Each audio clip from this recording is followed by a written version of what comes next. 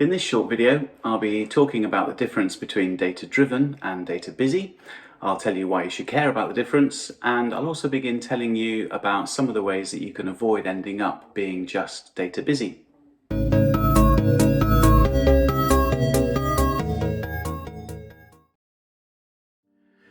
So what is the difference then between data-driven and data-busy? Well, let's have a look and have a think about data-driven first of all. So when we think about being data-driven, what we really mean, of course, is using data in ways that drives the business towards achieving its goals. And broadly speaking, that's what we can recognize as being data benefits. We're benefiting from data if the data is helping the business to achieve its goals. So let's have a look at what we mean by data-driven. We can say that an organization is data-driven when it's increasing those data benefits, using data in ways to achieve the business's goals, but also, of course, keeping the effort and the investment required to achieve that benefit to a minimum. And when the effort and investment is kept low and those data benefits, the benefit of achieving your goals through data, is kept high, that space in between the two, of course, is what we refer to as data value. So this is really what we mean by a data-driven organization. It's one that's benefiting greatly from its data by achieving its goals through data. It's keeping the effort and investment required to do that to a minimum, and then therefore achieving high levels of value from its data. So this is what we mean by data-driven organization. Now, if you contrast that to a situation where those data benefits are increasing, so the organization certainly is achieving its goals through data, it's having a good time in terms of the use of its data, but if the effort and investment required to achieve that positive outcome has increased at a rate that is equal to, or even in some cases greater than, the benefit coming out, then of course naturally that space in between is smaller. That space being the value, the difference between the effort and investment going in, the benefits coming out, is small, so the value coming out is relatively small. And this is really what we mean by a data-busy organization.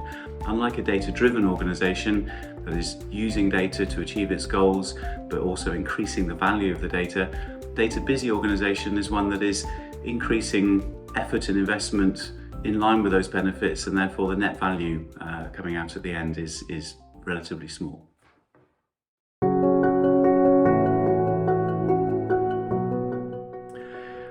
I think straight away a lot of people watching this video will already recognize the reasons why one business can be more data-driven and another is actually more data-busy. And it's really about the fact that becoming data-driven is often quite complex, isn't it? There's lots of things that we need to do as a business with our data and to our data in order to try and achieve our goals through data and achieve those data benefits. So if we look at, and I think we've all seen illustrations like this before, haven't we? We look at what a data-busy business looks like, just at an abstract level. There's all sorts of things that say we need to do with the data. We need to search for data. We've got issues with the data, availability, the data quality, we need to fix those data issues. Sometimes people trying to use the data will need help with the data. And we've only got a finite amount of time and resources, right? So if a lot of that time and a lot of the effort that we have to apply to data is consumed on searching for and fixing data and getting help with data, then of course there's only a small amount of time and energy left over to actually use the data. So when we think about what we mean by the effort and investment going in, this is really what we're talking about, right? So if all of that effort and investment, finite as it is going into things that we need to do to the data rather than what we need to do with the data, this is what can lead us to a situation where we're more data busy than data driven.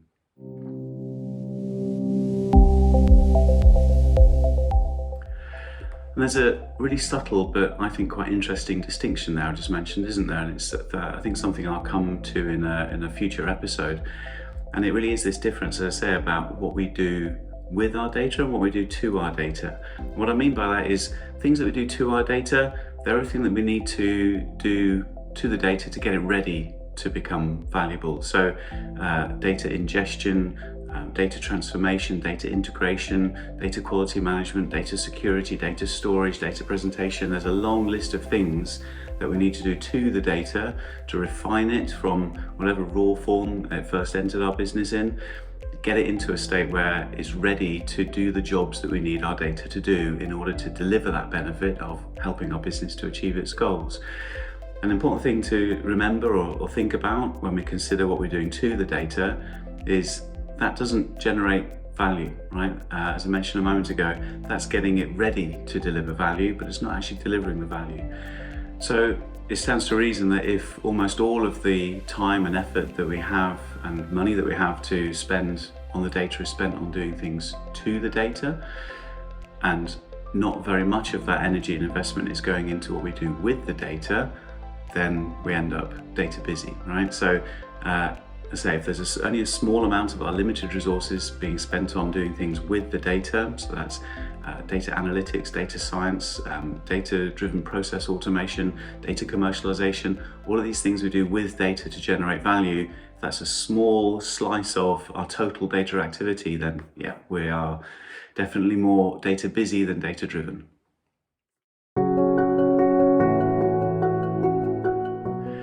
So why, as a data leader, should you frankly care about any of this? And sure, it might seem like a bit of an obvious point, but there's a couple of reasons why it's really important to pay attention to this difference between data-driven and data-busy. The first one is that, as I've just covered really, if the majority of the finite time and resources and investment in your organization is being spent on doing things only getting data ready to be beneficial and not on actually delivering benefit, then yeah, it stands without reason, doesn't it? It goes without saying that that isn't a situation which is going to help your business to achieve its goals through data, and therefore you're just never going to be data driven. That's the first point. The second point, and maybe even the more valid point, is it's a really easy trap to fall into.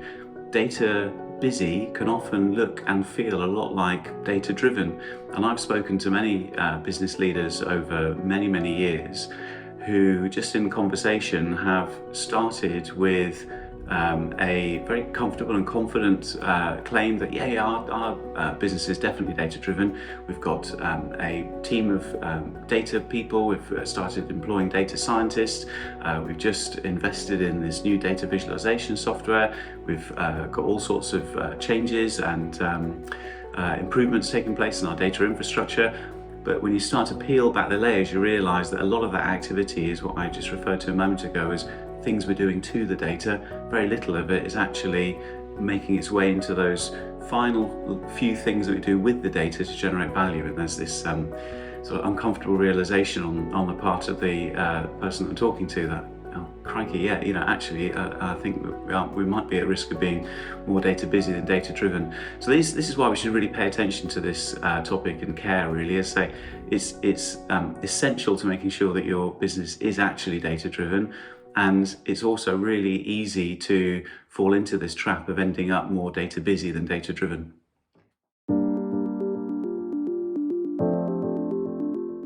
So to help bring this to life a little bit more, let's take a look at 3 common symptoms which can suggest that your business is perhaps more data busy than data driven. And the first one is something I mentioned briefly there a moment ago. It's about centralized data team, right? So if you've got a centralized data team in your business, but frankly they spend a lot of their time just firefighting data issues, then yeah, this is a good sign that you're perhaps more data busy than data driven. It goes without saying, doesn't it? If you've got a lot of people there doing lots of things to data that aren't really generating value with the data, then yeah, you're more data busy than data driven. The second one is, and this is a really common one, right? So an abundance of reports and dashboards, lots of reports and dashboards and insights and analytics all flying around your organization, but most of them are seldom used, or if they are used, it's not really in a way that it means people are interpreting the content of those analytics in a way that they can apply them in their roles. We need to think about the decisions that we make and the actions that we take, right? And if those two things aren't being influenced in a significant way through data, then yeah, we've got to look at all of those reports and dashboards and question the role that they're playing in the organization. And of course, those reports and dashboards, they don't come for free, right? They don't appear as if by magic. There's time and effort and cost and investment that have gone into producing them. So there again, if all of that time and effort and investment is being spent, and yet people are just downloading the export to Excel and not really using the reports in a beneficial way, then definitely data busy and not data driven. And then the final one, similar to the first point about centralized data team really, but this now is focused in IT. So if we've got an established data operation in IT, but that operation extends no further than foundational aspects such as licensing, data integration, database maintenance, this sort of thing. Again, those are all activities that we do to the data. They're not really doing anything with the data to generate value. So if we can see that a lot of the activity being performed on the data is in that sort of context, then this is another sign or suggestion that your business may well be more data busy than data driven.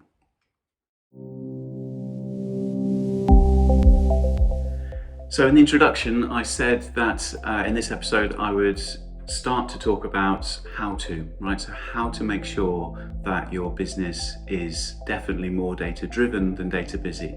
So let's talk about 4 things now. I'm just going to summarize these in this episode.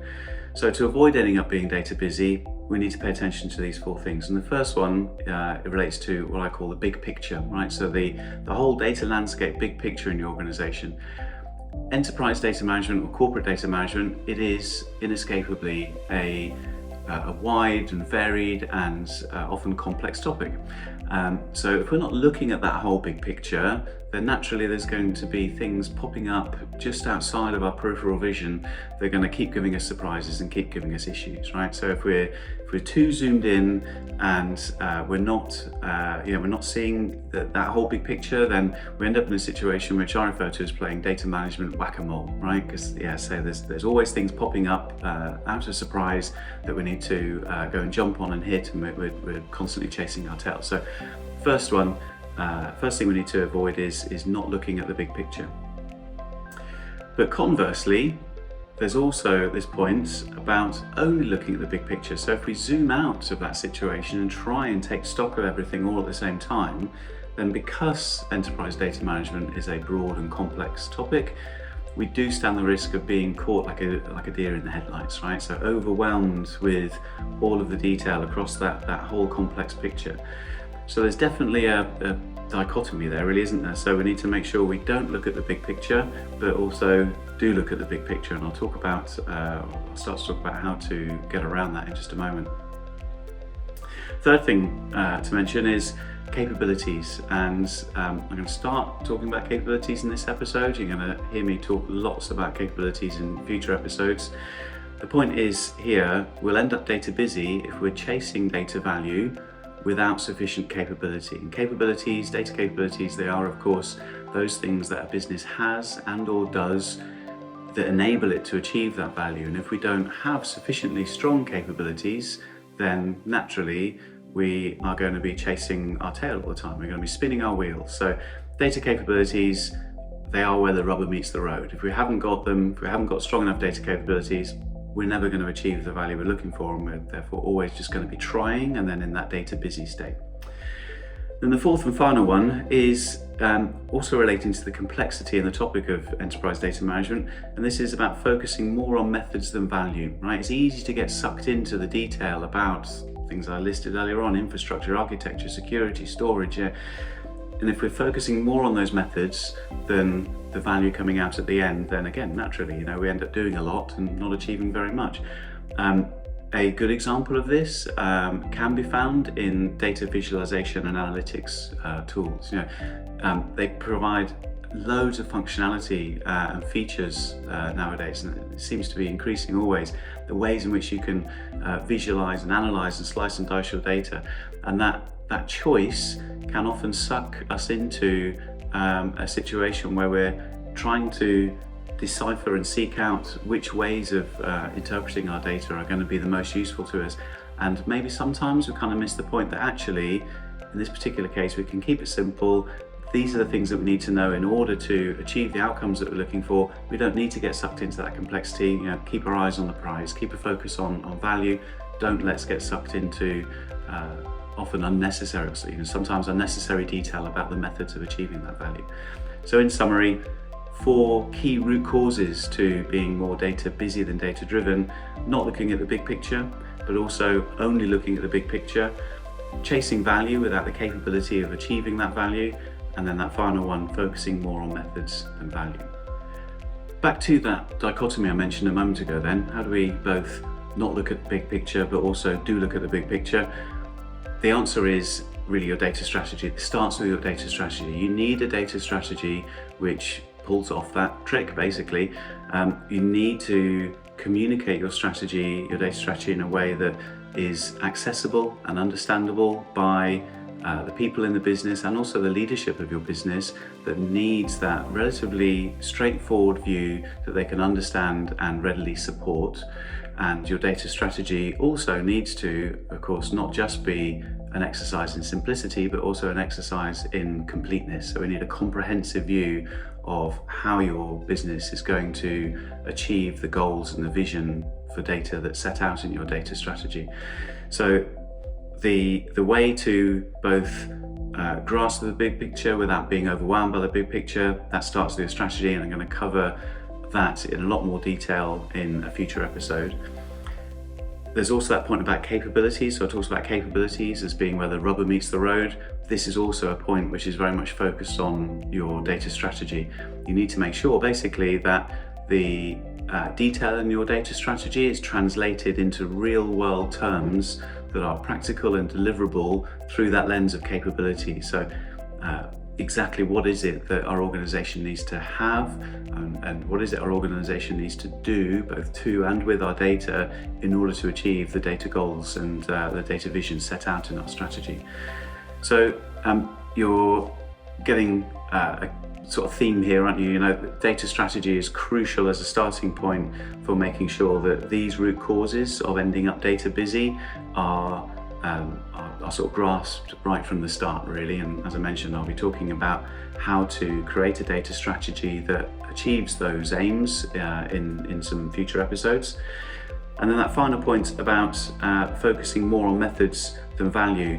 This is where we start to shift out of just strategy and more into people and behaviors and ultimately culture in the organization. So even if we've got a really powerful, really strong strategy that does all the things I've just mentioned there, we of course need to deploy that strategy into the business. We need to present it to people and communicate it to people in a way that enables them to work with and on data in the right way, and ultimately make sure that that focus by everybody, all parts, all levels of the organization, is on what we're doing with the data and not just what we're doing to the data. Let's not end up in that situation that we saw on the graphs earlier on, where a lot of the finite effort and energy and investment that we have to spend on data is all consumed on stuff that we're doing to the data, searching for it, working out how to use it, getting help on it. Let's make sure as a business and as people in this business that we're always putting as much emphasis as possible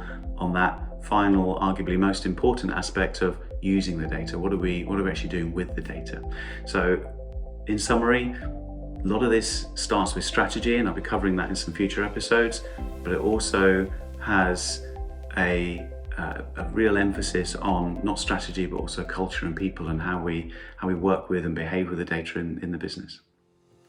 So I'll leave it there for now, but as I mentioned a few times, I will be following up on this episode with lots more that are going to go into much more detail about the kind of things I summarised with you today, really. So how to create a data strategy that pulls off that magic trick of being both simple enough for people to support and understand, but also comprehensive enough to have all of the detail in it, which means it's not going to just ricochet off the top of the business. It's actually going to be delivered by talking about and making clear what the practical changes are and how to create those changes. So we're talking about data strategy quite a lot.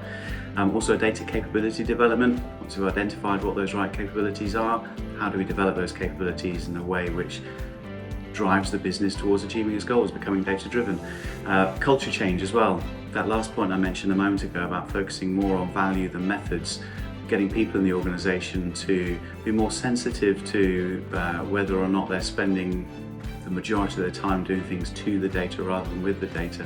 How to create that culture change. We're talking about that in future episodes. So I'm sure it goes without saying, if you're a data leader who is interested in being more data driven than data busy, or maybe if you're a data leader who's already thinking that your business might be a bit more data busy than data driven, all of this content is definitely for you. So subscribe, you'll see those future episodes. Also head on over to trulyintelligent.business, which is our website where you'll find all sorts of information, materials, resources, templates that are definitely going to help you out with this topic. So thank you for listening, and I'll look forward to seeing you again in a future episode.